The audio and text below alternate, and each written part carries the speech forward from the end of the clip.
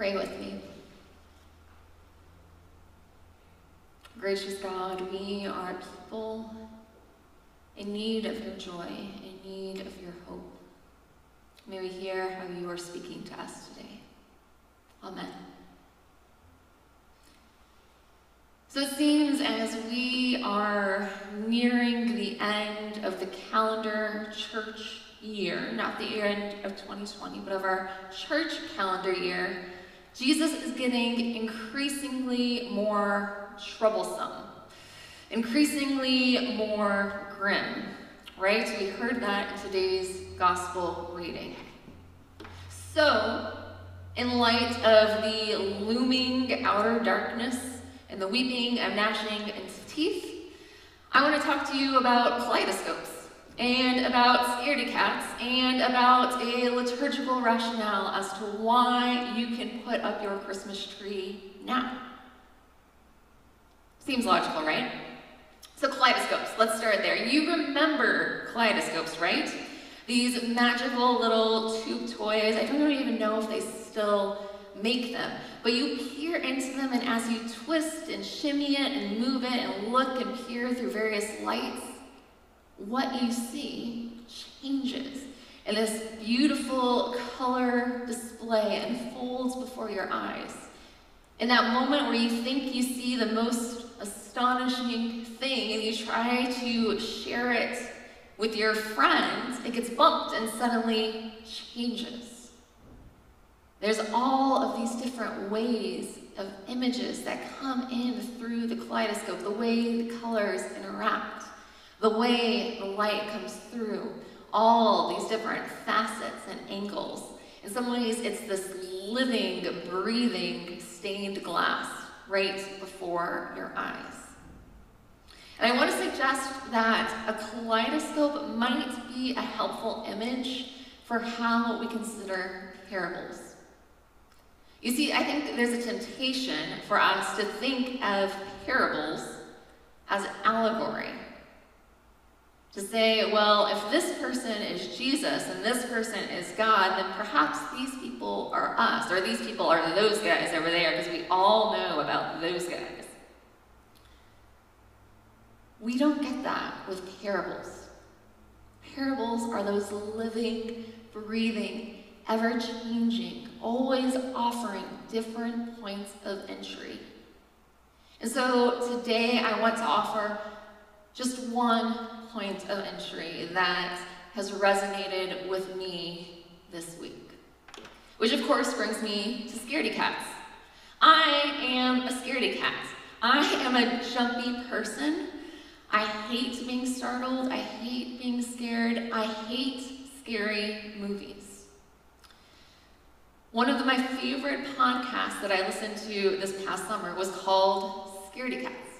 The whole premise of this podcast was that the two hosts, one who was an enthusiast of horror movies and the other who, like me, complete scaredy cat, that with exposure, perhaps, to the various horror films, one could maybe build up a capacity, build up some sort of muscle to tolerate the scary movies. The whole thing was a podcast about scary movies for people who don't like scary movies. And as you listened, as PJ, the scaredy cat, was exposed to an increasingly more horrifying level of movie, you would hear him engage. You'd hear the audio of him watching these movies, and you'd realize he always entered in assuming fear. There was this anticipatory fear. I know I feel that whenever I watch a scary movie. You're always unsure what's going to come from behind that corner. Always a little tense, always snuggled up under the blanket, always peeking behind the hand, anticipating the fear that may or may not come. I think we hear some of that anticipatory fear in today's parable. I knew you were a harsh man, so I was afraid. You see, when I glimpsed and looked in today's kaleidoscope of a parable, what I saw was fear. Fear that keeps us out of relationship. Fear that misshapes our understanding of reality. The parable, as I saw it through the kaleidoscope, was a story about living in the waiting, living in the tension, in the anticipation, and how we do so with or without the presence of fear. How we are to live in the in-between times. It starts, we're told, with the master going out on a long journey. And he gives a massive amount of money to those whom he trusts with his property. This was a common practice. We've seen it elsewhere in the Bible. Think of Joseph in the Old Testament being put in charge of Potiphar's house. This was a common practice. Nothing new to see here. We're told he doesn't come back for a long time. So two slaves, they go and they put that money to work. They work their jobs. They continue to do what they have been tasked to do. It's the third one who loses sight of his work.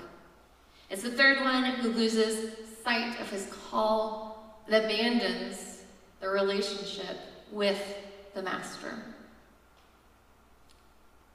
And I wonder if we can take a step back from how we might first hear this parable. And I wonder if rather than hearing the harshness and the judgment in the master's voice as he addresses that third slave, if perhaps we can hear heartbreak. Others came before and brought their master joy. They did exactly what he had asked, and he welcomed to stay in his presence, to stay in that joy which they had already experienced. And his response to the third, I knew you were a harsh man. You knew, did you? I think this is a question of heartbreak, a question of disappointment, of misunderstanding, of seeing that this person whom he had entrusted perceived him entirely differently, perceived him out of fear, out of mistrust, out of a lack of relationship.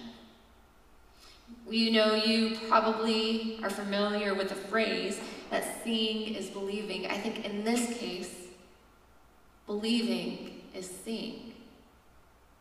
The belief that this is a harsh man shapes the reality and understanding that the third slave lives in.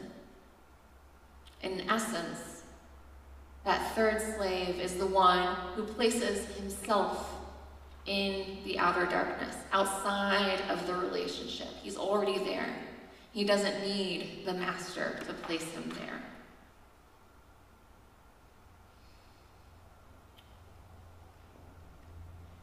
A well-known theologian once wrote, "What comes to mind when you think about God is the most important thing about you."